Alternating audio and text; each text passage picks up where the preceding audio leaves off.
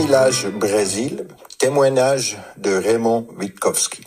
Mais avant de regarder la vidéo, on va juste vous expliquer 2-3 choses. Donc la pseudo-éco-village de Pascal Tréfinguet n'existe même pas. Mais il s'avère que c'est un gros fiasco où il y a 500 000 € qui a coulé et 100 000 complètement disparus. Et les gens, ils peuvent même pas récupérer justement maintenant les sous qu'ils avaient investis dedans. Tout le monde qui pose des questions reçoit des harcèlements, menaces de mort, menaces de représailles en justice, revanche maçonnique, une fatwa islamique jusqu'à devenir l'antichrist ou le diable en personne. Donc c'est la même technique que Pascal utilise toujours. Le Pascal psychopathe fou furieux au petit flingueur qui parle beaucoup pour rien dire. Pascal qui se met en position de victime utilise toutes les stigmas de la victimisation, tant pour être homosexuel, prétend être juif, musulman, bouddhiste, chrétien, franc-maçon, qui a grandi dans les rituels païens de l'église, visité les jésuites, se vante se faire enculer par George Soros quand il a fait la pute pour récolter de l'argent pour fuir en Brésil, où il n'y a pas d'extradition au Luxembourg pour les procès qu'il attend. Enfin, des rumeurs, il y en a bien encore plus. Après, il se vante de tellement de choses. Tu l'as dit, Jabba, et la vidéo, je l'ai. À quel moment? Je te l'enverrai. Envoie-moi ton image. Non, maintenant. Ici, en direct. Mais je peux pas, j'ai mon ordinateur qui est ici. Tu ne l'étais pas parce que je ne l'ai jamais dit. Si, tu l'as dit, Jabba.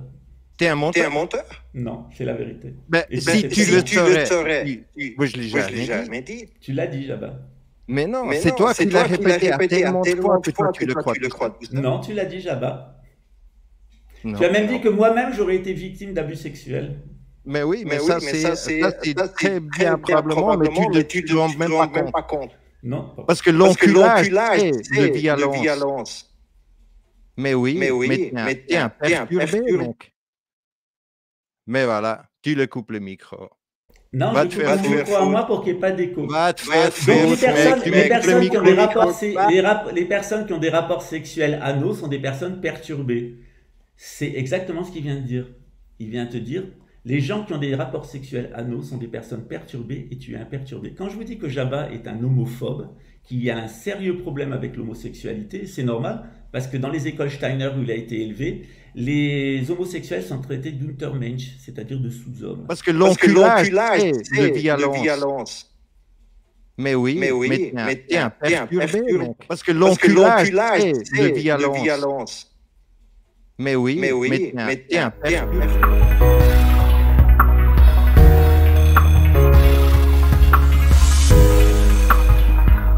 On t'entend, ouais, normalement ça devrait marcher. Voilà. Oui, bonjour Jabba, bonjour à tous les auditrices et à tous les auditeurs. Est-ce que tu m'entends bien? On t'entend super bien, c'est tout bon. Alors d'abord, je voudrais remercier Pascal Tréfinguet, que je vais appeler PT par la suite, de nous avoir mis en contact finalement, parce que c'est en publiant nos coordonnées en dessous d'une de ces vidéos que tu as pu rentrer en contact avec nous. Et puis comme il souhaitait un droit de réponse, eh bien on va lui donner aujourd'hui. Donc très heureux d'être sur ta chaîne et très heureux également d'avoir l'occasion de te remercier de tout le beau travail que vous faites, toi et toute ton équipe. Nadine, vous êtes de fait la secrétaire en chef de Rio Éco-Village en Synarchie. Et attenant, vous allez maintenant visiter le futur village de pygmées cultivateurs d'iboga au fin fond de la Sierra qui entoure Paraty. Quelle est votre première impression par rapport à cette annexe du projet de Rio? C'est extrêmement intéressant parce que premièrement on est dans la montagne, dans la colline, donc on va être en plein dans la nature. Au niveau du recentrage de chacune des personnes, ça va être absolument parfait. Et en plus de ça, on est dans un partenariat qui est exceptionnel avec une personne de conscience, avec des projets extrêmement intéressants pour aider les personnes qui ont aussi des soucis d'accoutumance à un certain nombre de drogues, quelles qu'elles soient, que ce soit des drogues médicamenteuses ou des drogues liées au, par exemple, au téléphone ou à n'importe quelle informatique. Donc c'est quelque chose de très intéressant et j'ai déjà regardé cet endroit par Google Earth. Je vais vous donner de plus en plus d'informations à partir de Bemvida, donc bem.vida.reves@gmail.com, car je suis en train de monter la plaquette avec Pascal.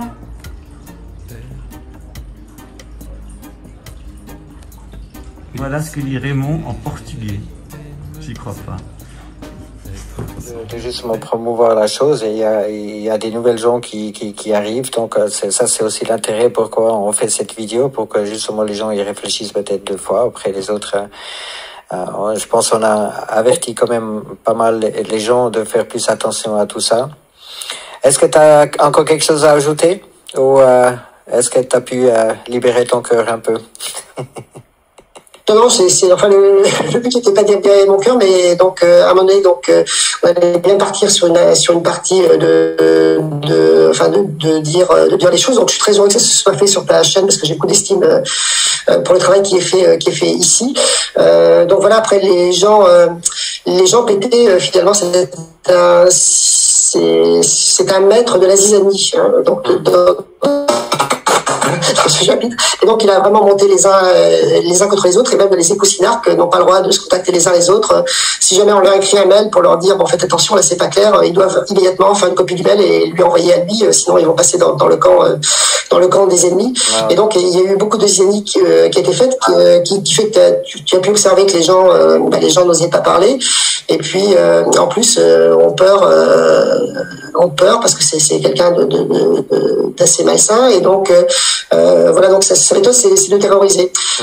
Sauf qu'avec nous, bon, ça marche pas, peut-être parce qu'on a plus d'expérience, plus de maturité. On a aussi vécu sous les tropiques, donc on n'arrive pas ici en étant complètement déphasé. On a quand même entre guillemets la tête sur les épaules, et puis on est dans une démarche de conscience qui permet de comprendre tout ce que tu dis, etc. Et donc d'avoir connu, si tu veux, le système, et puis d'être maintenant aussi en marge du système, entre guillemets, mais tout en restant respectueux de l'ensemble des choses. Votre mission, si vous l'acceptez, être le chef du personnel de Rio Eco-Village en Synarchie et attenant. Votre méthode est la méthode douce, Pascal est la méthode sèche. Quel est votre secret, mis à part la vaseline? J'en ai pas. Elle ne dira pas plus, elle est en cover, c'est un agent spécial du renseignement lunaire 00sex. Okay. Limite, quand une fois qu'il se lâche sur quelqu'un, c'est qu'on est, on est l'anti-tout, surtout, ouais. Oui, puis c'est un cas de multi-personnalité. Donc on a affaire à quelqu'un de particulier à un moment donné, puis ça peut basculer. Donc je pense qu'à lui-même, il pourrait y avoir une thèse de psychiatrie. Mais donc dans la vidéo, là, on voit des choses. C'est Raymond qui était arrivé en premier. Salut Raymond. Oui, bonjour Pascal. C'est-à-dire, il y a eu un attrait pour la spiritualité, pour l'ésotérisme, etc. Il y a eu un espèce de parfum qui était venu du Canada, du Québec de liberté, qui t'a séduit. Par contre, ce qu'on peut dire dès à présent, c'est que c'est quand même une expérience qui t'a laissé un peu une certaine aigreur et qui aurait chez toi une certaine déception par rapport à ce que tu es en train de vivre à Québec. Oui, c'est juste, disons que en 2010, on a décidé de venir au Québec, et donc c'était un endroit qui nous était montré dans les synchronicités. Et donc, effectivement, on recherche avec ma conjointe à développer notre spiritualité, et donc c'est la priorité. Et le lieu effectivement comporte des avantages, des inconvénients, comme tout lieu de vie. Et ce qui s'est passé, c'est en fait un regroupement familial qui s'est produit avec nos 3 enfants qui sont venus au Canada depuis qu'on y est. Et donc finalement, notre premier cercle familial s'est regroupé ici. Mais en même temps, on a des tendances, disons, à bouger, puisqu'on est quelque part nomade. Et donc voilà, donc on est entre 2 tendances, envie de rester, envie de bouger, et en même temps attentif à ce qui se passe dans le monde. Alors, l'arcane du Verseau, qui est la problématique, c'est l'arcane de la fraternité. de la purification. Et ça pourrait être pour vous, Québec, ça pourrait être un passage purificateur en réalité. Il semble que en vivant à Québec, vous avez dû abandonner un certain nombre de conceptions erronées que vous aviez et qu'il y a eu une progression spirituelle importante qui a été faite du temps de votre passage, qui vous a plus orienté vers le changement d'air.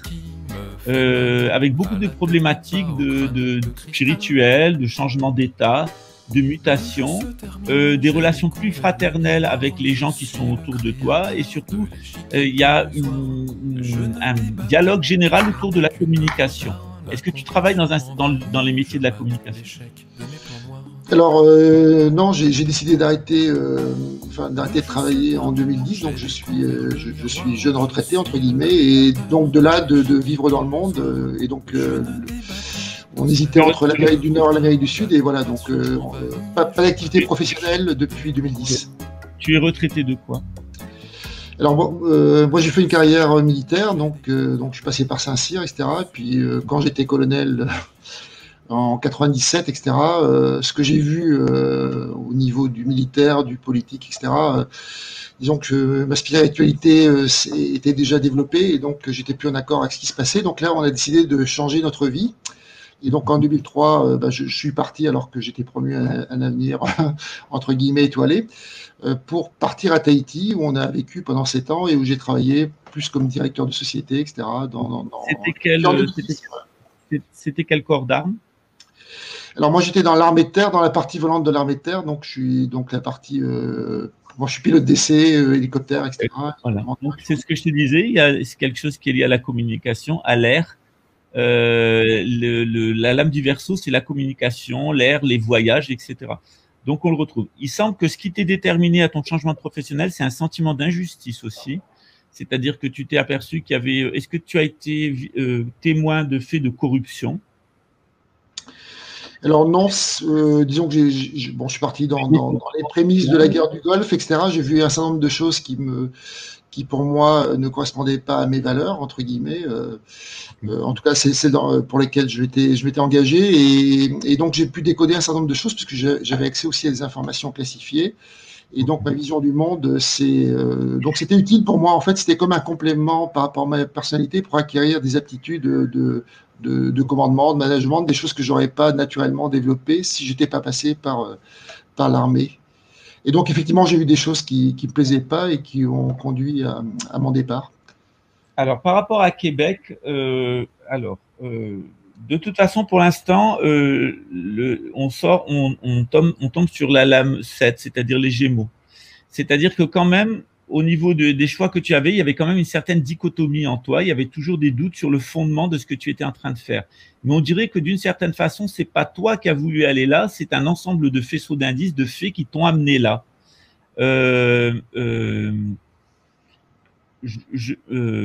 Mon idée, c'est que ce qui a buté dans ton travail, ce qui est amené à Québec, c'est qu'on te demandait de faire preuve de schizophrénie d'une certaine façon. C'est-à-dire qu'on te demandait des choses qui étaient en désaccord avec ton être intérieur et qui t'obligeaient donc à faire un espèce de grand écart schizophrénique que tu n'as pas voulu faire. C'est donc ce qui t'a amené à Québec, c'est plutôt c'est plutôt une recherche, un sentiment de rejet par rapport à une situation injuste. Par rapport à ta situation à Québec, il est vrai qu'il y a une matérialisation qui a été favorisée. Il y a pas mal de choses qui vont favoriser. C'est véritablement un lieu qui est gouverné en ce qui vous concerne par la Maison Dieu, c'est-à-dire le Capricorne, c'est-à-dire à la fois le matérialisme, mais aussi à la fois l'illumination et à la fois quelque chose qui est assez mémoriel. Donc, on dirait que c'était votre destin de passer par Québec et que vous deviez y faire un travail d'illumination intérieure, un travail de purification, de nettoyage, un travail de communication, un travail d'une certaine façon de lâcher prise et de restaurer la confiance que vous avez en vous-même, en famille, les uns avec les autres. Je pense que avant tout, ce qui est important pour toi, c'est de restaurer ta capacité masculine et ta capacité de leader. Et je pense qu'il y a un moment où ta capacité de leader, elle a pu être, connaître une restriction et qu'actuellement, tu n'es pas dans ton potentiel maximum en tant que leader. Moi, je t'identifie comme un type 8, le leader, un meneur d'hommes, mais à l'heure actuelle, tu es dans une situation où tu n'exerces pas les talents qui sont les tiens. Donc, on dirait que la situation actuelle de Québec, c'est une situation qui va t'obliger à réfléchir à tes capacités de direction. Et que la situation d'inactivité entre parenthèses retraité qui est actuellement la tienne, c'est pas quelque chose qui te convient et qu'il y a quelque chose d'autre qui t'attend derrière avec des responsabilités. Oui, ça me parle beaucoup, effectivement, et c'est tout à fait ça. Il y a des forces centrifuges qui tendent à bouger, des forces centripètes qui tendent à rester, et tout ça dans une équation familiale qui est à la fois harmonieuse en grande partie, mais en même temps, quelque part, pas complètement satisfaisante sur le plan de la réalisation, mais en même temps en progrès spirituel. Donc, quelque part, c'est très bien décrit, Pascal, effectivement. Est-ce que tu as une fille qui est près de toi? Alors, j'ai 3 enfants et j'ai 2 filles qui, depuis 3 mois, habitent d'ailleurs dans la même maison que nous. C'est-à-dire qu'on est vraiment regroupés avec nos 2 filles, 2 petits-enfants dans une même maison familiale, un grand terrain à Québec, et puis un fils qui a rejoint aussi le Canada, mais dans une autre province. Est-ce qu'il y a des difficultés avec une de tes filles pour ce qui est lié à la spiritualité et la religion? Alors les 2 filles, non, elles sont pas au même état de partage, mais elles sont plutôt ouvertes. Une qui veut rester au Québec et une autre qui aurait envie de bouger, mais pour l'instant, disons qu'avec son conjoint, ils ont des avantages dans une bonne situation de travail ici et donc à rester. Ok. Il semble que le facteur déterminant, ce qui t'amènerait à quitter le Québec, c'est pour l'instant, il y a une de tes filles qui n'a pas la force de le faire, mais il semble qu'il y ait un changement profond qui va intervenir chez elle. Elle va être amenée à faire un sacrifice. Alors, je vais expliquer pourquoi. On a la lame 11, c'est Vénus, c'est l'accumulation spirituelle. Donc là, on s'aperçoit que l'accumulation spirituelle, elle a atteint son but, elle est à l'envers. Donc maintenant, il y a des accumulations spirituelles. C'est-à-dire que ce qui était avant acquis et qui avait permis de progresser spirituellement, actuellement, il s'est vidé. Et le processus, la force spirituelle qui vous avait amené, en particulier une de tes filles à Québec, elle est en train de se stabiliser et de s'épuiser. Il y a une grande problématique, la lame 5, c'est le bélier, au niveau du sacrifice. Donc, je pense qu'il y a une de tes filles à qui on demande trop de sacrifices. Il y a une problématique qui est au niveau religieux des conceptions.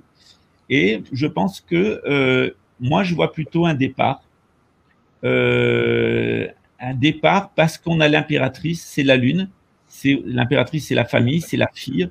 C'est tout ce qui est lunaire, la voie des ancêtres, etc. Mais ça peut être aussi des potentiels évolutionnels qui sont liés à des transformations au niveau de la famille. Et je pense qu'une de tes filles a épuisé son potentiel spirituel pour être à l'endroit où elle est. Il y a peut-être des problèmes d'autorité qui vont se apparaître entre son conjoint et toi, ou son conjoint et elle. Je pense qu'il y a un éloignement d'une de tes filles avec son conjoint, et ça peut amener, c'est ce qui va amener à la famille à bouger, parce que ce qui vous a amené au Québec, en réalité, je pense que c'est avant tout l'influence d'une de tes filles. Oui, ça a du sens. Ça a du sens. C'est même un sens assez profond.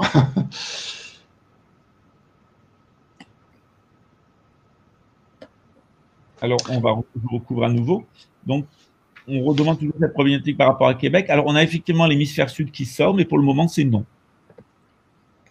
On a la justice à l'envers qui sort, c'est-à-dire que vous n'avez aucune obligation. Donc, 8, c'est le cancer. Donc, pour l'instant, au niveau énergétique, il y a un dégonflement, mais c'est stable. Et pour le moment, il n'y a rien qui favorise un départ. Puisque on a la lame, on a Ophiuchus, c'est la guérison.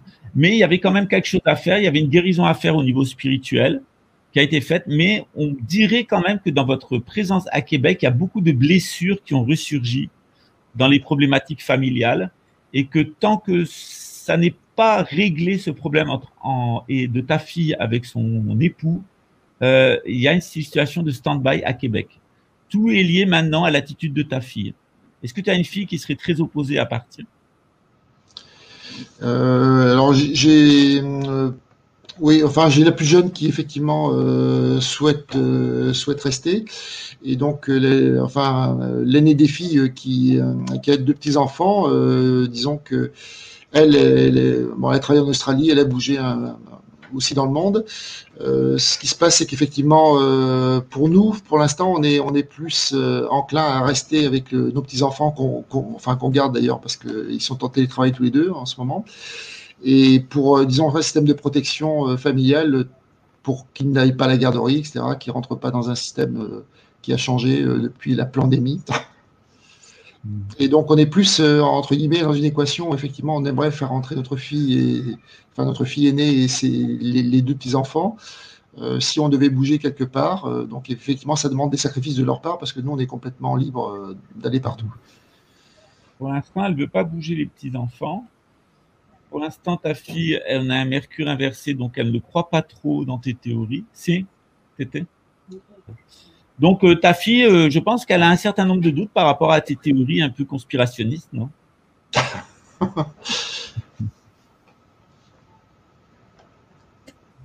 En tout cas, à terme, il y aura de toute façon, elle aura un changement au niveau de sa relation de couple. Il y a un changement. C'est-à-dire la situation actuelle, elle est provisoire, mais elle est nécessaire à l'évolution spirituelle de ta fille.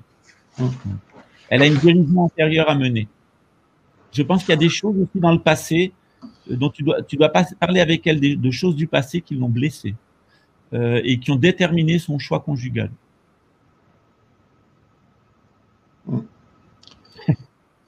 Voilà, t'es pas obligé de commenter, juste te le dis. Voilà. Non, c'est effectivement ça va appeler une réflexion, et donc une fois que ces blessures sont réglées, en tout cas, donc il y a un changement possible, mais il faut attendre que tout ça se. À ce moment-là, ça sera juste de partir. Sur Jupiter, ça sera juste de partir. Raymond, votre mission, si vous l'acceptez, est de visiter le Ryoko Village en Synarchie futur de Paraty afin de découvrir le meilleur emplacement sur ce terrain pour y installer un éco-village dans lequel nous pourrons vivre en synarchie, en conscience, et traverser tous les événements qui se passent avec le plus de sérénité, de calme, de joie et d'amour possible. Merci. Raymond, question du public. Combien vous paye le gourou de Rio de Janeiro pour faire cette déclaration? Alors, il ne paie pas très cher, mais il donne beaucoup, et on donne beaucoup également, donc je crois qu'on est en phase. Merci. Après. Sur ce tableau que j'ai sur mon ordinateur, vous voyez donc des mesures prises depuis des satellites dans l'espace qui montrent tout un train d'énergie, d'ondes qu'on reçoit depuis l'espace. Donc on retrouve sur cette ligne aux alentours de 8 Hz ici la fréquence de la Terre, la fréquence de base de Schumann qu'on retrouve partout. Et vous voyez que à peu près cette longueur-là représente une dizaine d'heures en temps réel. Nous sommes le 27 avril et donc nous avons reçu pendant ici 2 heures de temps, pendant 5-6 heures de temps, des spectres d'énergie, de fréquence. Et dès qu'une onde nous traverse, c'est à la fois une énergie qui se transmet, mais aussi c'est de l'information qui est transmise. Donc notre ADN est impacté par ces énergies qui viennent de l'espace en permanence, à des degrés plus ou moins forts. Ce qui explique les aurores boréales parfois, ce qui explique des pétages de plomb, ou au contraire des élévations de conscience pour l'humanité. Un seul flash cosmique comme ça pourrait nous transformer directement dans un scénario de la planète des singes, si nous sommes en involution, ou en être lumineux si nous sommes en évolution de conscience. Merci. C'est-à-dire qu'il y a un double mécanisme qui vient, il y a des impulsions en fait cosmiques qui viennent, et ces impulsions cosmiques elles impactent ces antennes qui sont notre ADN ancestral et notre ARN qui nous change au quotidien. Et donc toutes ces informations qui viennent du cosmos, elles auraient un effet directement sur notre évolution au niveau génétique, c'est ça? Oui, parce que notre ADN, je vous l'ai dit, était comme une antenne à ondes scalaires, et donc toutes ces particules de lumière, etc., de neutrinos nous traversent et impactent directement notre ADN, qui peut, selon notre état d'être, si on est dans la peur, se recroqueviller et provoquer des douleurs, des souffrances, des aliments. Au contraire, si notre ADN est déroulé, nous sommes relaxés dans le bien-être, nous pouvons nous aider. Et donc ça, c'est quelque part, c'est la main de Dieu, donc un flash cosmique, et nous pouvons être transformés du jour au lendemain en singe ou en être de lumière. Alors, ça signifie que, par exemple, si on a des nanoparticules à l'intérieur, par exemple, qui se fixeraient sur l'aorte cardiaque, hein, il y en a dans un certain nombre de brevets. Il y a des brevets, par exemple, sur des traitements divers et variés qui se font sur base d'injection. Ça veut dire que ces nanoparticules, elles pourraient servir d'amplificateurs et d'antennes, c'est-à-dire n'importe quel flash cosmique pourrait avoir un impact beaucoup plus important à cause de la présence de ces nanoparticules. Alors n'importe quelle éruption solaire, par exemple, peut faire sauter tous les systèmes de satellites, les systèmes électriques. Et donc forcément, si nous avons des nanomachines à l'intérieur de nous, ça peut les perturber, ou au contraire, elles sont entretenues par tous les trains d'ondes artificiels qui sont mis autour de nous, que ce soit par les antennes diverses, de téléphonie mobile, radio, wifi, etc. Donc effectivement, en un flash, on peut soit créer des perturbations à l'intérieur de l'individu, soit au contraire le transformer. Il y a des gens qui vous traiteront du hurluberlu. Vous pouvez nous rappeler votre formation universitaire, s'il vous plaît? Alors moi j'ai une formation grande école française, entre guillemets, pour grande école, donc Maths-P, puis j'ai intégré Saint-Cyr, école spéciale militaire de Saint-Cyr, où on a un diplôme d'ingénieur généraliste quand on est scientifique. Et puis ensuite j'ai fait une carrière dans l'armée dans laquelle je suis retourné une dizaine d'années après avoir suivi ce cursus universitaire à nouveau aux études, pendant 2 ans, pour obtenir le diplôme d'ingénieur de l'École nationale supérieure de l'aéronautique et de l'espace, Super Héros à Toulouse, puis un cursus de pilote d'essai en ayant réussi aussi le test d'ingénieur navigant d'essai. Donc un background scientifique qui est important, mais sur lequel j'ai plus travaillé dans les parties programme d'armement avant de me tourner vers d'autres sujets, plus de conscience. Donc finalement, vous étiez un agent du lobby militaro-industriel, votre épouse était un agent du lobby Big Pharma et vous avez retourné votre veste. Alors on n'a pas vraiment retourné notre veste, on était donc à la base convaincus du bien-être qu'on faisait aux gens, que ce soit à travers la pharmacie Nadine, que ce soit à travers la défense, des intérêts de la nation en tant qu'officier. Et puis plus on monte en grade, plus on accède aux choses qui sont un peu cachées derrière le voile, derrière le rideau, et plus on se rend compte que finalement la pièce dans laquelle on a un rôle est peut-être différente de celui qu'on croit, et puis l'évolution de conscience fait le reste, et on finit par aligner ses actions, son travail sur des choses de conscience. Ils sont où les preuves? Ils sont où les preuves? Ils sont où les preuves? Ils sont où les preuves? Ils sont où les preuves? Ils sont où les preuves? Ma mère faisait partie d'une tribu de pirates sahariens qui a chopé les commerçants dans le désert et qui leur ouvrait les intestins pour prendre les pièces d'or et les bijoux cachés. Voilà. J'ai dit que sous cocaïne, on pouvait avoir envie d'avoir une relation homosexuelle avec quelqu'un.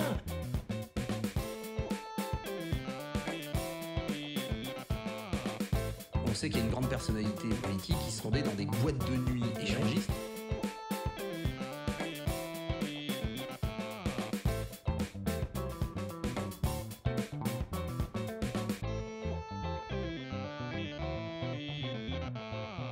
Vous racontez qu'en boîte de nuit, vous lanciez de la cocaïne en l'air et que les femmes se jetaient sur le sol et léchaient la cocaïne sur le sol. Je jetais ça sur la piste. Alors, de mon côté, il n'y a pas de malédiction, Jabba, je prends juste la parole pour qu'il n'y ait pas d'écho et après je te laisse parler. La vidéo, je l'ai, bon, il est parti. Donc la vidéo, je l'ai et il l'a bien dit, je pense que c'est la seule chose qui l'inquiète. D'autre part, c'est très simple, vous regardez le nombre de personnes qui ont été tuées depuis le moment où Raymond Witowski est entré en fonction dans l'armée française. Et vous regardez le nombre de personnes qui ont été tuées sur les champs d'opération de l'armée française, de l'OTAN et de l'ONU. Vous le divisez par le nombre de personnes, de soldats qui sont au service de l'OTAN, de l'ONU, etc. Et vous tombez grosso modo sur ce chiffre-là. C'est pas moi qui ai inventé ce chiffre-là, c'est que vous regardez par exemple les théâtres d'opération de l'armée française, le nombre de personnes que l'armée française dont l'armée française a provoqué la mort directement, indirectement, vous le divisez par le nombre de soldats français, et vous tombez à peu près sur ce genre de chiffre.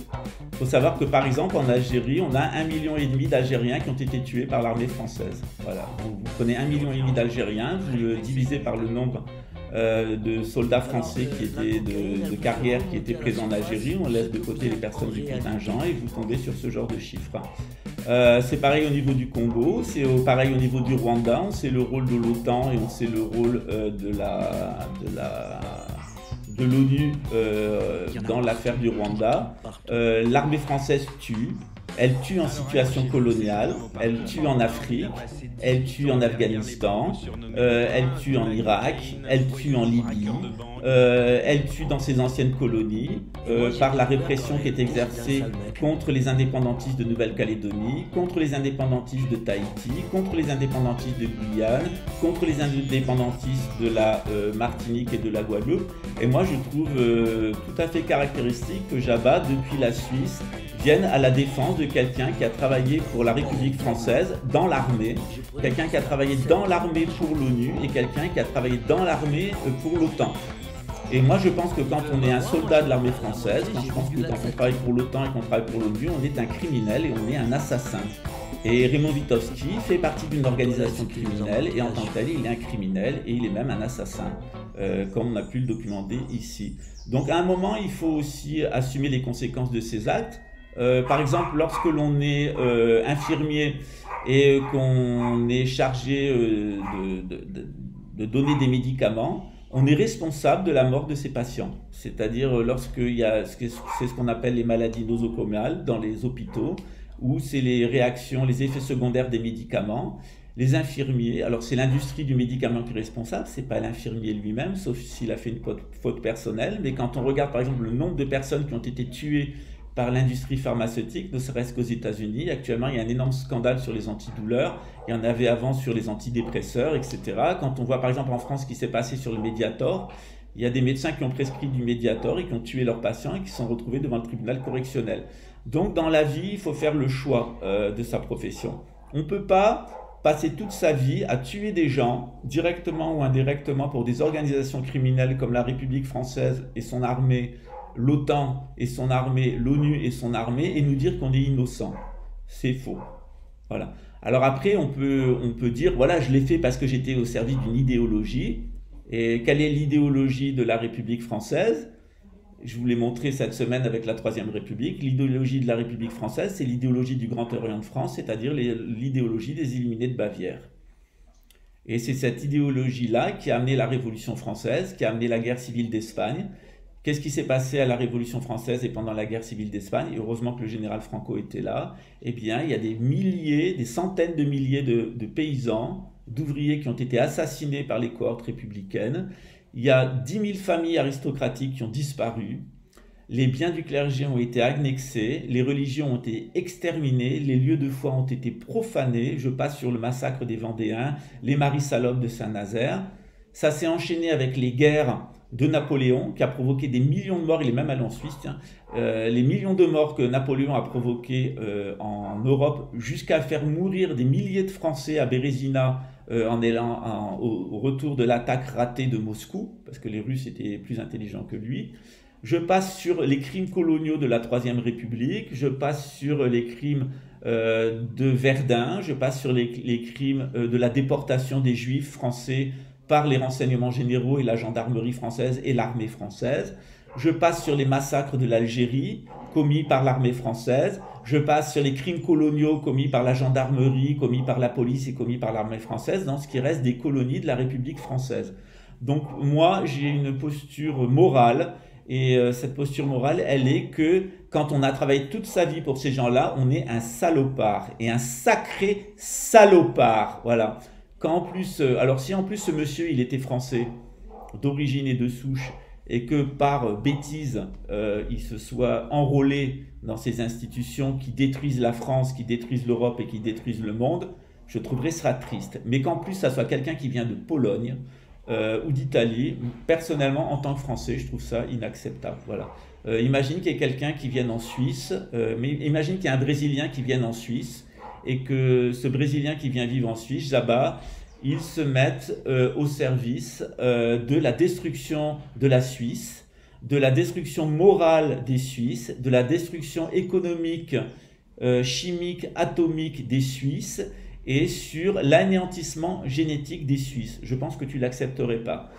Tu demanderais à cette personne brésilienne de retourner dans son pays et de travailler pour d'autres personnes. Eh bien moi, je demande à Raymond Witowski de faire amende honorable, c'est ce que je lui ai demandé, c'est pour ça qu'on avait préparé sa numérologie, son thème astral complet, son travail de trame, pour lui faire comprendre que malgré toutes les saloperies qu'il avait fait au cours de son existence, et malgré toutes les saloperies pour lesquelles il a travaillé, il a quand même une nature Bouddha, et qu'on est là pour l'aider à sortir de l'enfer dans lequel il est, qui est le New Age, et dans l'enfer qui s'est préparé pour l'au-delà.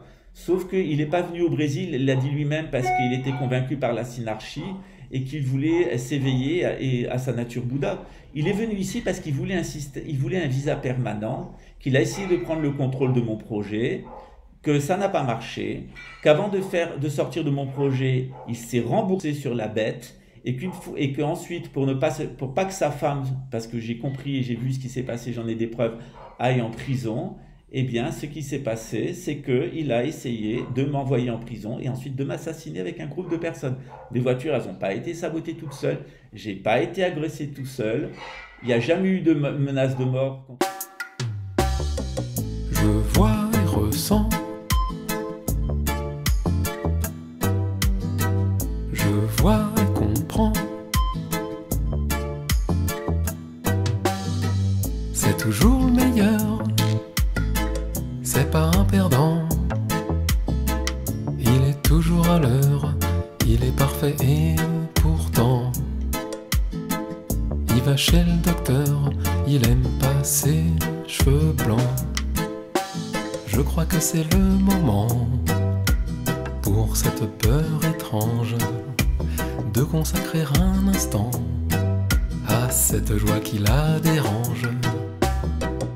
On l'écoute à table, il a toujours raison.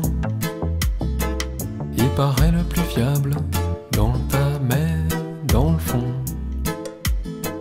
il reste incapable d'accepter un autre son.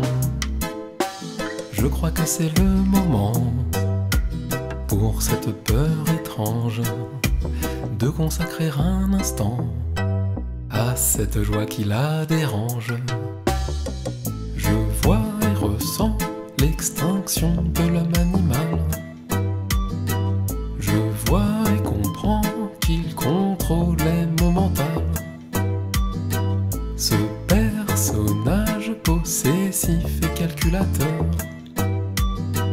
cachait mon esprit créatif et sans peur. C'est toujours le meilleur, c'est pas un perdant.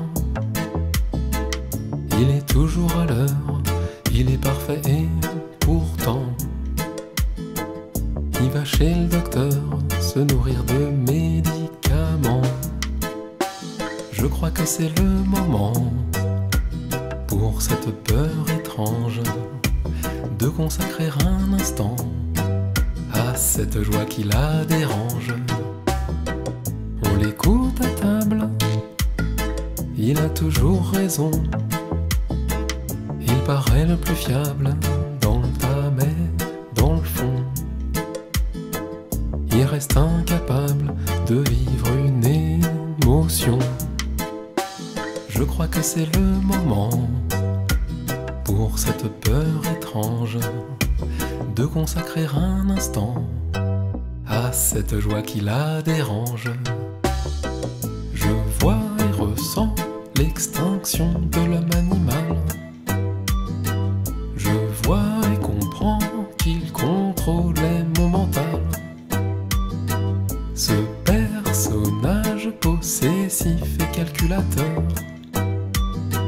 cachait mon esprit créatif et sans peur.